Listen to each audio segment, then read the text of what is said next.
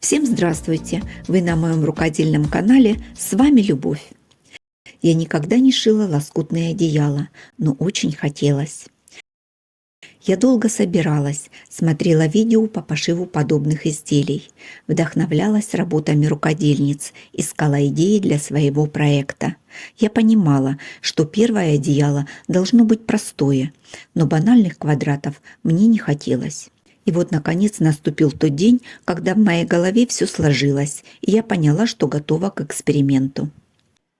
Новую ткань брать не стала, решила для этого проекта использовать ненужные шерстяные пиджаки и юбки. Шить из таких тканей всегда сложнее, потому что ты ограничен в выборе цвета и количестве ткани. Я подумала, что неплохим решением будет из этих тканей собрать лоскутный блок и тем самым соединить несочетаемые цвета. Первым делом я решила понять, какого размера мне нужно одеяло и сколько блоков мне понадобится. Остановила свой выбор на ширине 140 см и длине 2 метра. По ширине будет 6 рядов, в каждом ряду по 7 блоков. Всего понадобится 42 блока. Путем несложных математических вычислений нашла размер блока. Он получился 23 см шириной и 28 см длиной. Рассчитала размеры деталей для лоскутного блока с припусками. Центральная деталь, 2 детали для короткой стороны и 2 детали для длинной. Центральная деталь будет одна, а вот боковые стороны нужно продублировать. Центральная деталь будет в клеточку, 2 крайние светлые, а 2 средние темные. Из небольших кусочков ткани вырезала детали по шаблону. На больших кусках ткани делала разметку и разрезала по линиям, так экономится ткань. 2 вида центральных деталей, количество получилось разное, буду решать по ходу работы, как их расположить. На боковые детали светлой ткани хватило, а темную собирала даже небольшие кусочки. Все пошло в дело. Всего я вырезала 378 заготовок, 42 для центра и по 84 на каждую боковую деталь. Пошло у меня 2 пиджака и 3 юбки. Светлая ткань – это был костюм, пиджак с юбкой, а темная юбка в складку, так что ткани там было много. Некоторые центральные детали тоже пришлось собирать из кусков. Сборку лоскутного блока начала с боковых деталей, соединила их попарно. Затем все проутюжила. Первыми пришила те, что покороче, в зеркальном отражении. Потом по бокам добавила длинные заготовки, совмещая темные цвета. После каждой операции блок проутюжила с паром. Припуски заутюжила на одну сторону. Получилось 2 вида блоков с разными центрами. Темной ткани немного не хватило, добавила черную ткань на несколько блоков. Думаю, они потеряются в общей массе и не будут бросаться в глаза. Изобретать велосипед я не стала и разложила блоки в шахматном порядке. После чего собрала блоки в стопочки по рядам. В процессе стачивания образовались неровности, и я решила ничего не подравнивать, выровняю при сборке. Соединять блоки в рядах буду по длине. Совмещаю углы центральных деталей и фиксирую булавками. Вырезала шаблон шириной 5 см, буду прикладывать его к строчке, а по другому краю проложу соединительную строчку. Сшила все ряды. На каждый ряд приколола бирочку с номером, чтобы не перепутать при сборке. Для удобства все ряды скрутила в рулончики. Для подкладки взяла плотную бязь. Это бязь Gold, плотность 130 грамм на метр. Я ее постирала и проутюжила. Для подкладки вырезала полотно с запасом. Для утеплителя взяла слимтекс плотностью 150 грамм на метр. Ширина у него 1,5 метра. Ее оставила всю и по длине тоже сделала небольшой запас. На слимтексе сделала разметку по длине блока. Провела параллельные линии через каждые 28 см до самого низа. Чтобы соединить подкладку с утеплителем, по намеченным линиям проложила наметку. Специальных булавок у меня нет. Обычные булавки выпадают во время работы.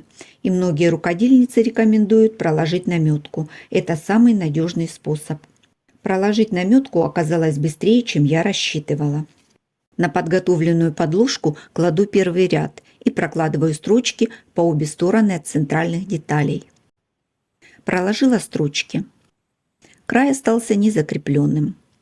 Совмещу места соединения блоков с намеченными линиями и зафиксирую булавками. Беру второй ряд, раскладываю рядом. Переворачиваю на первый ряд. Совмещаю места соединения блоков и линию, фиксирую булавками. Проложу соединительную строчку на расстоянии 5 см от центральных деталей. Можно использовать шаблон или провести линию мелом. После того, как проложила строчку, возвращаю второй ряд на свое место. Проложу строчки с обеих сторон от центральных деталей и так соберу все 6 рядов. Соединила между собой все ряды. В шов соединения между блоками в рядах тоже проложила строчку. Центральные детали в угловых блоках решила немного простегать. С обратной стороны получились простеганные прямоугольники. А вот так выглядит простеганный лоскутный блок. При желании можно простегать все блоки, будет смотреться интереснее. Теперь мне нужно подровнять края утеплителя. От линии стачивания мне нужно отложить 5 см, плюс 2 см на обработку срезов. Откладываю от линии по 7 см и ставлю наметки. Соединю все точки. Срежу лишний утеплитель. Выровняла слимтекс по всему периметру.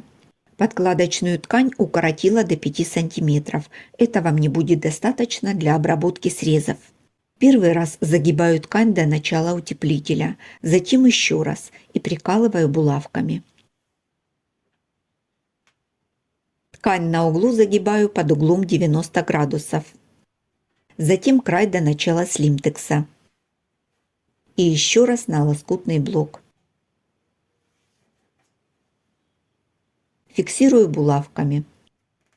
Получается красивый аккуратный уголок без заморочек. Осталось закрепить обтачку строчкой.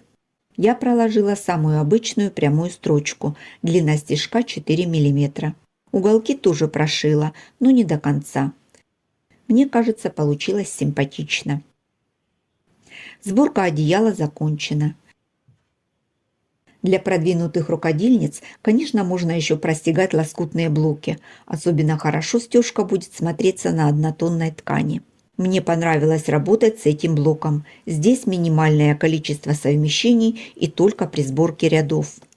В самом блоке совмещений нет, и это большой плюс для начинающих рукодельниц, особенно если для пошива использовать нестабильные ткани. Размер одеяла получился 142 см на 2 метра. Использовать его можно и в качестве покрывала. Оно имеет небольшую толщину. Но за счет слимтекса оно будет теплым. Такой утеплитель я взяла не случайно, а по рекомендации опытных рукодельниц, которые уже сшили не одно одеяло. Я рада, что наконец-то смогла воплотить свою идею в жизнь и еще из ненужных вещей сшила полезную вещь. Думаю, что на этом я не остановлюсь. Есть еще идеи. Хочу сшить одеяло из рубашек. Их я уже приготовила. Хочу детское одеяло. Еще есть шерстяные брюки мрачноватых цветов. Из них тоже нужно что-то придумать. Может, мое видео вдохновит кого-то на пошив подобного изделия. Как говорят в народе, глаза боятся, а руки делают. Жду ваши комментарии и предложения. А я на этом с вами прощаюсь. До встречи в новых видео.